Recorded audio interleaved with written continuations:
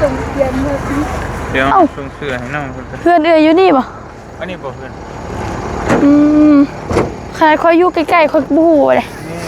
เจ้ากระบุงเนาะจะไปเลือกเอาเด้อเขาพัดขอบใจคือการที่ได้ไปเด้อโอ้ยเด้อขอบใจน้องขอบใจปิดประตูเฮาวันนี้นี่บ่เพื่อนหลังนี่เด้อเดี๋ยวเมื่อหน้าที่มาดินน้ำมันนี่ข้าวไปเวียกก่อนโอเคไปเมื่ออันนี้ไปเนาะ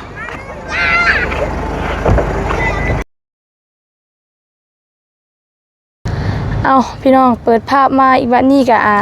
อยู่รถอยู่รางเด้อพี่น้องกำลังออกมาแต่บ้านยังก่อนนะบ่อันนี้นะหนึ่งพลองหนึ่งพลองไม่พลองไหนหนึ่งกะมาหาเอ้ยเพิ่นนึงนั่นแหละเนาะเอ้ยหยังกะนะสวัสดีเด้อมากับอึ้งน้องอึ้งด้วยสวัสดีเด้อพี่น้องเด้อสวัสดีมืดแฮะบ่เห็นเปิดไฟโอเคมากับเอ้ยอ้อยเพิ่นกะเคยเห็นแต่ในคลิปบัดนี้เห็นตัวจริงแล้วเป็นได้คล้ายๆแล้วบ่ไม่เห็นแล้วนี่ใช่เนาะคล้ายๆแล้วโอ้ยครับกำลังออกมาแต่บ้านพะโลงในเนาะโดยแม่ค่ะแต่ภาษาเขาเอิ้นนะบรักบัดวิลบรักเนาะมีพลังกลองด้วยบ้านเฮากรองพลังกลอง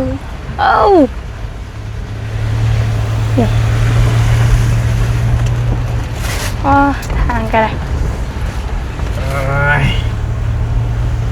มาสิอาบน้ำเมื่อกี้นี่มาสิอาบน้ำบ่เห็นไอ้เข้ามาก็เลยยึดกันกูได้อาบเล่นบ่เดือดรบกวนไปด้านนอกคนเล่นจะอาบน้ำบ่ทรพจน์ให้ทางคือมีแต่จักบ่อนมาซ้ำเข้าบ้านนั่นเด้ใส่ลืมแล้วบ่บ้านเลยโอ้แม่บ้านยังก็บ้านจื้อบ่บ้านลืมเลยเขาทั้งวันป๊อปนั่นแหละจากบ้านยังลืมแล้วมันน่าจะพาน้องชายลุยทางนี้เคยจะเถื่อนนะวิ่งน้ำนะใช่เลยอันเกาหลีเมื่อนั้นทักทายระเบาก็ไปนี่แหละเราจะไปเบิ่งวิวแล้วมันงามเลยมีแต่ภูเขาเลยไปน้ำภูเขาแบบนี้แหละขึ้นลงแต่มันบ่มีสัญญาณเข้าไปครับเลยเดี๋ยวพี่ยังมีเนาะนี่ก็บ่มีเลยน้องก็เบิ่งบ่มีเลยบ่มีแต่เพิ่นใช้โทรศัพท์แบบได้นี่จักแล้วบ่ใช่จะได้ใช่เขาไปลินไปอยู่พลงในนี่พลงนอกอันเขาไปลินเขาอยากลินเน็ตนี่วิวดีแฮง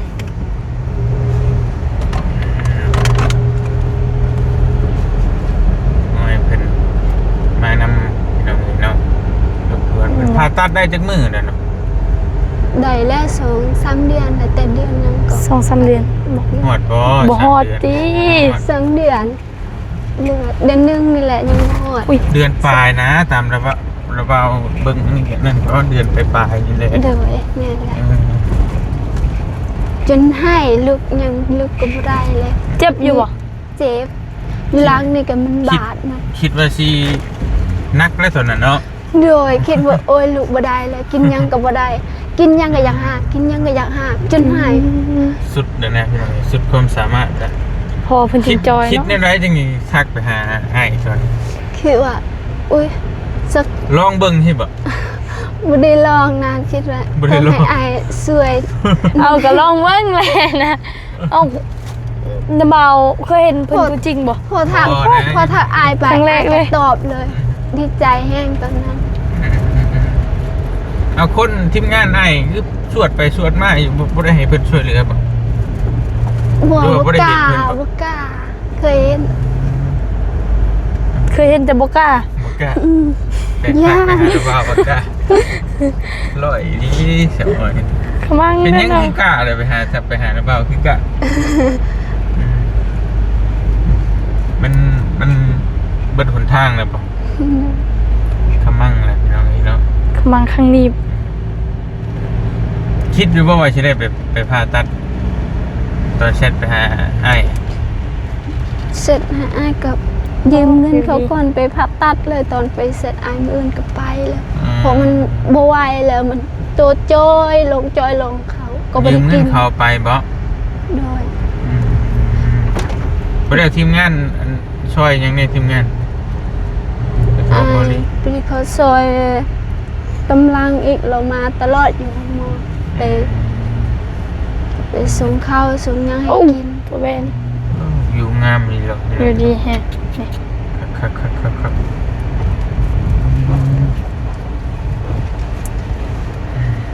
แล้วบอกลงไทยฮูบบ่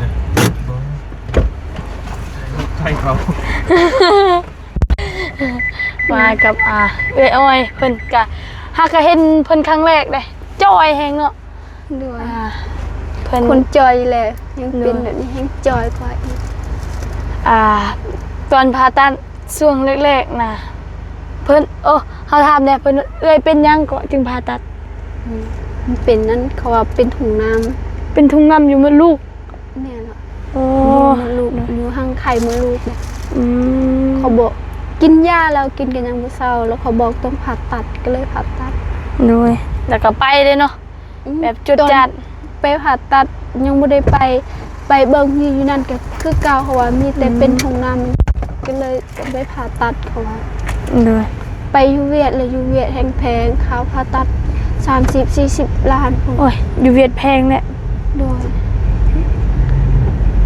มันแพงแฮงอยู่เวียด เขานำกับทีมงานช่วยตัวเป็นชื่อเขาชื่อนั่งใครอยู่บ่ ว่าเราซื้อแต่ขนมยังแบบนั้น เป็นช่วยจากล้านเงิน ร้านอยู่ห้องหมอเพิ่นซอยกับ8 ล้านอายเพิ่นให้ มีไผ่เนี่ยไปช่วย เบาเสียงเบาลี่เบาจันเบาบุญ บุญวิไลบุญไหนบุญไทยแน่บุญได้แน่มีบุญสารวัตรบุญมันป่าเนาะบ่าวนุ เสื้อผ้ามีคนเอาให้อยู่บ่ บ่ มีเสื้อผ้าทุ่งนึงมีแบ่งให้ไปเป็นเดือดใส่ นี่ก็ยังกินข้าวเจ้าซื้อข้าวเจ้า เพิ่นตันทางเฮาเด่น น่ะ น่ะ เดียวยังกินบ่ได้ บ่ที่เนาะคันเพิ่นตันทางเฮากลับบ่ได้เลยแหละรถใหญ่ก็รถติดบักลายนึงเมื่อกี้นี่ก็ได้พี่น้องเอ้ย โอ้นี่ใช่ลูกน้ำของเขาเนี่ยตำตัว บ่แต่ยังน้อยอาบอยู่แต่ใหญ่มาบ่อยากอาบ เป็นยัง บ่อยาก ยัดเหล็กกว่าเก่า บ่ได้ญาติแลบ่อยากอาบน้ำอยู่เฮือนก็ยังขี้ขาด เอ้าไงมาเป็นข้าน้ำบ่าย ยกปิดเลยไฟนะเบาไรแล้วมันแจ้งแล้วเมื่อกี้นี่มันมืดเลยมืดฝนเดี๋ยวนี้นะแจ้งแล้วโอ้นี่เอารถติดบักลายๆนึงขอบคุณก็ได้เขาทาอยู่มองรถติดกับเป็นชั่วโมงเนาะแล้วเนาะฮอดบ่นี่ บ่หอดดอกเข้ามาบ่หอดสมุนแต่ปัดกลับนี่เล่นจะกินอะไรเล่น ขมังแล้วขมังครั้งนี้ มีปีกมีบินนรก เอ้ารู้จักกับซ้ำว่ามีปีกแล้วน่ะมันไปได้24 ชั่วโมง 4 ชั่วโมง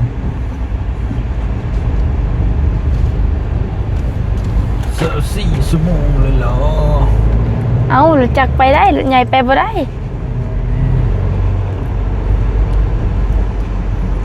นี่ขายเหล็กปะ เลย ขายเหล็กขายยัง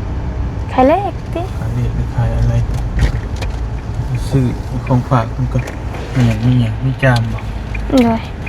มีข้าวกล่องบ่ โอ้โหคือกันแหล้ว ใช่สิ่งของขวัญ โอเคแล้วบ่ลูกไปเลยเด้อสิทาอยู่รถนี่ไปทางนาบาวเป็นสื่อ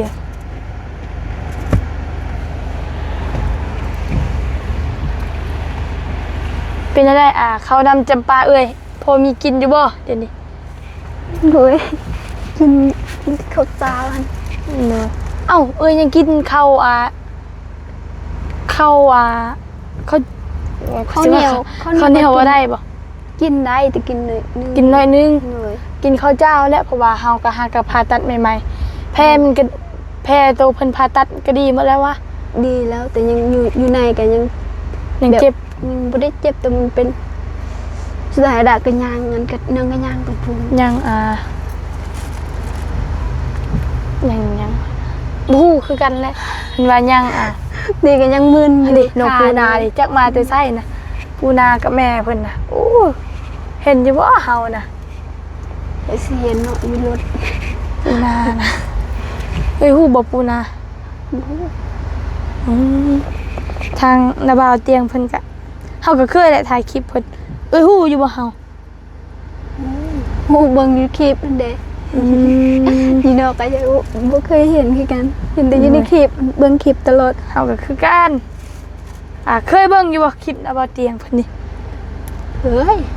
โดยบ่ถามแน่เอื้อยเสร็จหาเพิ่นแล้วเพิ่นตอบอันนี้ โดยเส้นทางเราก็ตอบเลย เอ้ยเสร็จถามเส้นหาเพิ่นว่าแน่ได้ เส้นหาเพิ่นบอกว่าให้เพิ่นสวยเรือนี่แหละเห็นเพิ่นสวยเรือคนเจ็บหลายคนเด้ไปหาหมออยู่เวียดหรือว่าอยู่ไทยหลายคนเพิ่นสวยก็เลยอยากให้เพิ่นสวยเพราะบ่มีเงินแฮงไปผ่าตัดค่าเงินก็แพง โดย บ่มีเงิน แล้วก็ไปขอเบิ่งน้ำเพิ่นแล้วพอดีเพิ่นตอบเลยไว โดย ถือว่าบุญ ดีใจ แหละ ตอนนั้น โดยเพิ่นว่าแบบใด มันบอกโดยอายไปบ่ได้เด้อน้องสิบอกน้องของอายสิไปหาน้องเองแบบนั้น แล้วเพิ่นไปหาเลยบัดนี้ โดยพอมืออื่นกับเพิ่นไปหาเลย เพิ่นถามไผถามคนในบ้านบ่ โดยเพิ่นโทรหาเขานี่แหละโทรแหละคอยโทรศัพท์จักใส่เขาปะมันนั้นแล้วพอดีว่าคอยเห็นรถลาวจอดเราบ่ฮู้จักใส่ถามพอน้องสอนกับบ่ฮู้พอคนอยู่ในโทรศัพท์ไปสิฮู้เนาะและคอยเห็นลาวคอยก็เลยเอิ้นแต่นี่ลาวบอกว่าน้องนี่บ่โดยเขาบอกว่าน้องนี่แหละ ถือว่าบุญแล้วเนาะพอดีเจอเพิ่นเลย โดยบุญแฮงจนหายตอนนั้นหายแบบบ่มีเงินผ่าตัดนี่แหละ ให้ยนดีใจนี่แหละเนาะ โดยมือคือสิได้ชีวิตใหม่แบบนั้นเลย โดยละเดี๋ยวนี้ก็ดีมันก็ยังแบบเพเฮานะมันยังบ่ดีแล้วมันเป็นแบบจักอย่างก็สาราเอิ้นแบบมันคือแบบใด มัน ก็ แพรมันอยากติดกันแล้วมันจักนี่แหละ มันยังสิว่ามันคือสาวเอิ้นน่ะมันยัง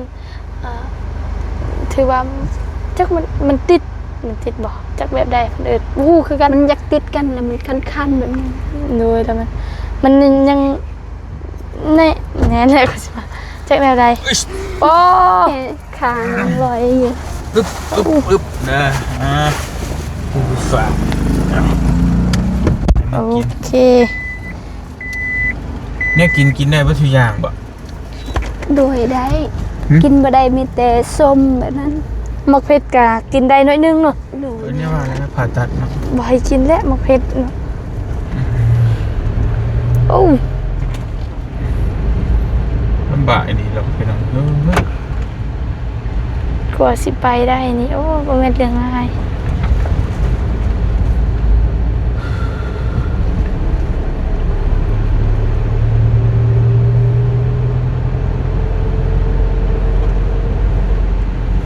คือนอนในตื่นนึงเนี่ยเพื่อจะได้ผ่าน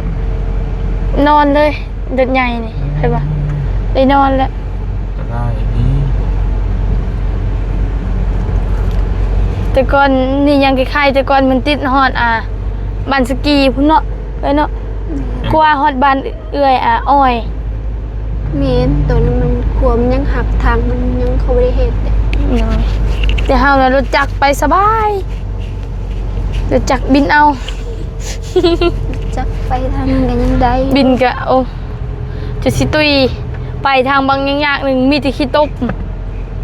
อันนี้เด้อไผน่ะ จ้ะ เด้อ มันผัดชีนั่นจี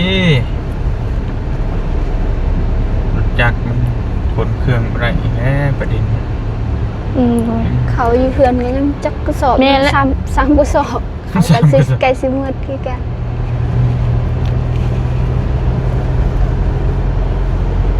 คนไม่ได้กินข้าวเหนียวกินแต่ข้าวเจ้าซื้อเอาข้าวเจ้า 5 โลเท่าไหร่1.5บ่เอ้ย ซื้อธงสีเขียวหัน เอากับ ธง110 130 150ก็มี แต่ซื้อเอาธงเป็น110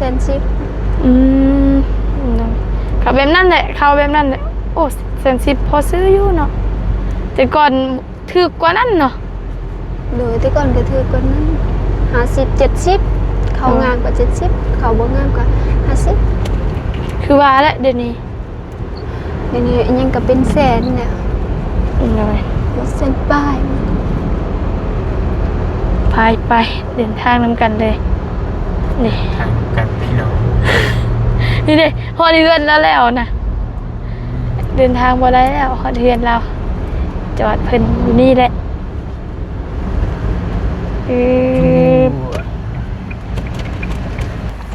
ไปเอาไว้ก่อน ไป จะได้ลืมไม้เอาเด้อไม้อยู่คอเอาไปเดินทางก่อน ไป เมื่อเฮือนพอแล้วเดี๋ยวสิลงก่อนอ๊บมันสิกลับแล้วเอาวันนี้ค่ะมาเฮือนเอ้ยป๊อบอีกหลังจากที่มาส่งทางเอ้ยอ้อยเพิ่นเรียบร้อยค่ะ เอ้ามาลินเหือได้อ้อยนะบ่ บ่เพิ่นเพิ่นไปบอกเฮาเด้ไปเฮือนจักไผเนาะไปบ้าน น้องอ้อยบอกบ่ โดยสบายดีเด้อ โดยสบายดีเด้อ ไปใส่นี่พาค่อยไปตั้งแต่เมื่อกี้ ไป นี่ เอายังก็ลูกมักแม่ มังนัดบ่ แม่ บ่ภาษาลาวเอิ้นมังนัด บ่คือกันมักนัดกับมักแม่มันต่างกัน โดยมักนี่โดยภาษาลาวเอิ้นนะมักนี่เฮาเอิ้นนะมักแน่มักนี่ภาษาเฮาเอิ้นเฮาบ่ได้เอิ้นได้มักแน่เด้ แป๊บนึงก่อนห้องนอกทุกคน โดยอยู่ไสซะยังไกลบ่โดยปั๊บ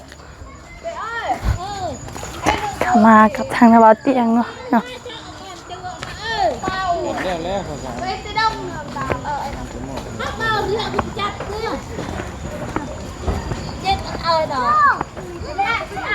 ไม่ใช่สิอุ้ย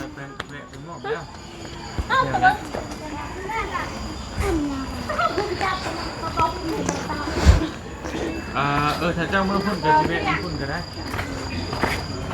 เอ้าทายังนี่นะทายัง เป้า ฮะ ใส่ลูกมักนัด ฮะ โอมี่มีแต่ลูก เอ้าพ่อคอยให้เอาดูมังนัด แม่น โอ้ยจนจะเป็นลมคือว่าบอกให้เอามังนัดซะดอก โอมี่มีแต่ลูก โอ้ น่ะบ้านนี่ใช่ก็ต้องเลยเอาคนไทยเกลือจูน่ะก็เจือ โอเคโอ้ยคืดไว้ยังคืดว่าเพิ่นสิเอามังนี่ให้สุดท้ายเอาลูกมังนี่ให้โอเคพอคนสาครเต็มกี่นี่บ่โอเคใส่ทางรถข้างล่างรถนะบ่าวเตียง ให้เฮาในเด้อคือก็บอกว่าได้หลาย โดยไล่บ่ไว้อยู่บ่เฮาเอานะไว้บ่โอเคซะเอ้าฝนก็ตกแล้ว โอ้ยพอตกนะ พอตกเด้อฝนเด้อไม่เฮาสิตายเด้คันจะตกนี่อยู่ไสเอ้ยไป โอ้ยใช่อันนี้บ่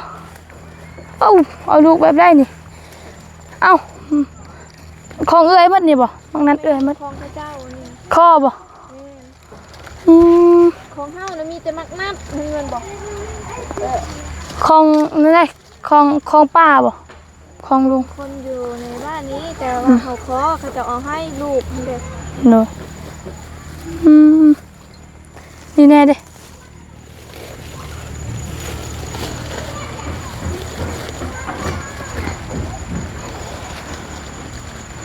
เพิ่นสิบ่หายติ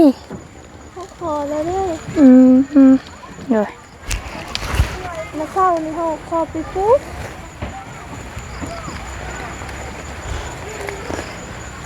ลูกคนก็ตก ให้จะได้นะฝนกระตกเรียบร้อยเลย บอมนี่ก็บอม เด้อ เอาประมาณ10ลูกกะทำสิกินนั่นบอก โดยเอาหน่อยนึงก็พอเบิ่งไปทั้งแม่เพิ่นเนี่ยมาเอาซอย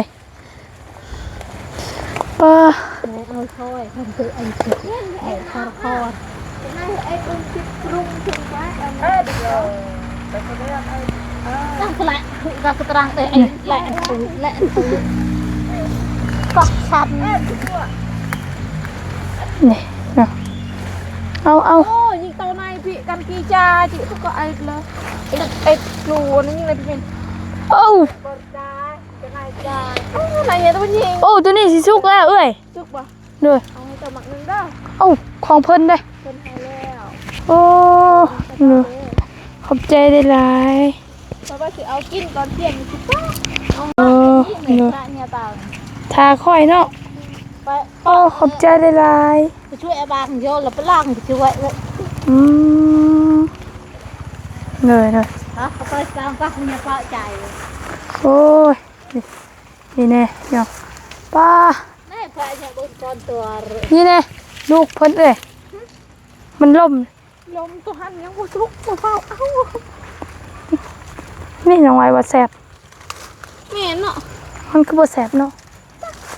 สิกินอีหยังกินโตสิให้บาปหมูเนาะ โดย ต้องปลายเจอ เต้ากีเจนใช่ เดี๋ยวเลย เต้าเป็นใบ ตัวกุ้ยเลย ตัวไหนนะ เจนตัวนี้เจนโอ้ใคร เอาตัวเจนเลอะ ไอตัวกี้เลยเท่าไอตัวแรก เจนตัวไหนไม่หัน ไอตัวกี้เลยเท่ ต้องให้มันก็ต้อง แม่กรปูดน่ะเพ่ตัวไหนเจนใช่ ใหญ่กันไหนจ้าที่เจอ จะซุยทางก็เฮง แล้วในบนก้อน โอ้ตัวหนูกินนี่เนาะ หาข้ามให้จ้าใช่ไหม โอ้อุ้ยนี่ไงนี่ตัวซุกเอ้ยนี่เด้ แม่นิดไหนเจ้าคนนิดไหน ยังบ่ซุกตัวนี้ซุกอยู่แต่ก็บ่ปานใดเอาตัวใดก็ได้แล้วแต่ ก็ให้เจ้าหาเบิ้ง บ่ให้เอาให้รถ ไอเอาให้ก็จักคอยบ่เห็นจักคอยเอาเบิ้งนี่เบิ้งก่อนใส่เอ้ย ที่ยืนหน้าก็เขา ใส่ ตัวไหนตัวนี้บ่ เอาแล้วแต่จะเอาให้เฮาตัวใดเอาตัวนั้นแหละ ซุกบ่ ฮะ นี่บ่ แต่เพื่อนทำเพี้ยจ้าแต่ เมียนมารับปีเมียน ยืมไปทรายก่อน เขาไปเช้ามืด โอ้ บ่ มึงบ่ ย่างเคี้ยวอยู่ ย่างบ่เอาบ้างน้ำหลังมันนี่คือสิสุกละ เด้ ย่าง ย่างเลย โอ้คันสันคอยบ่ฮู้ซะ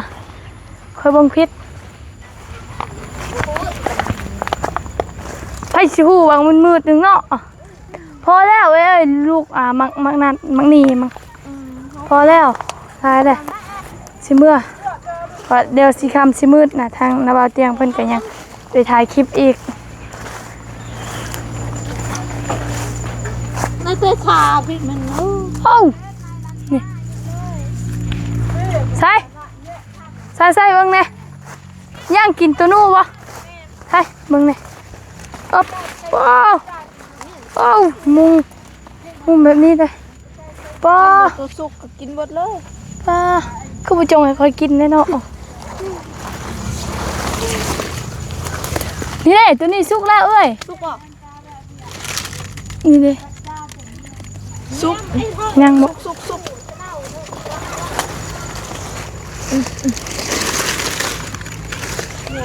ุบ่เอาเลยล่ะ ก็เดือดตอนนี้ เลย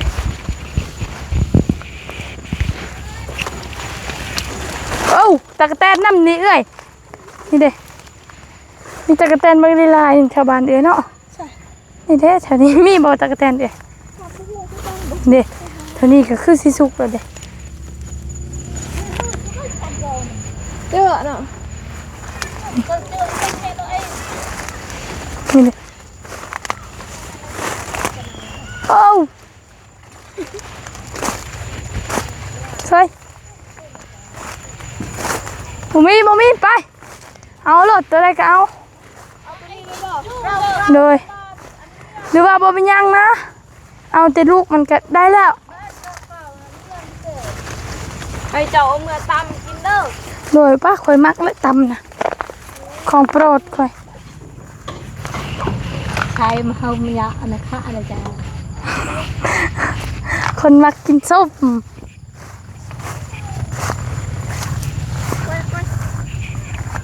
ป้าบึงมือเขาบาดเลยนะนี่ไปเลยกลับไปรถพอเลย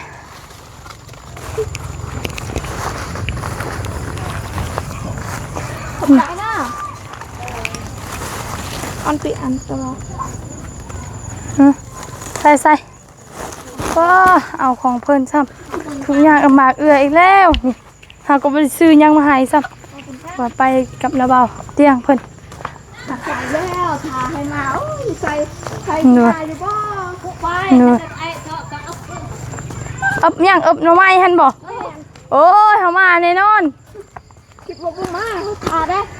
ไปใส่ ช่วยก็ตั้งไอ้พ่อไอ้ทอง ใส่ลังรถนะมาอบ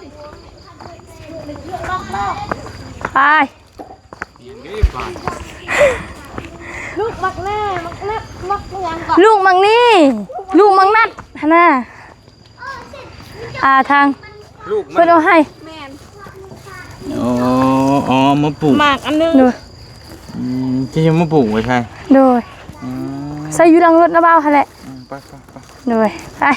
นี่เฮาสิเมื่อก่อนเด้อขอบใจหลายๆเด้อทั้งเอ้ยเด้อขอบใจห เด้อ ลาย สิแบบมาลิน ๆ น้ำ โดย เด้อ ขอบใจทั้งเอ้ยหลาย ขอให้เดินทางปลอดภัย โด ขอย เจ้าอวยพรเด้อ ๆโดยสาธุขอบใจหลายๆเด้อเอ้ยเด้อก็บ่มีหยังให้เด้ โอ้ยดีใจแล้ว โดยเอาเนาะพี่น้องก็สำหรับคลิปนี้ยังใส่สิขอโตวลำลาจบคลิปปิดคลิปไปเพียงส่ำนี้ก่อน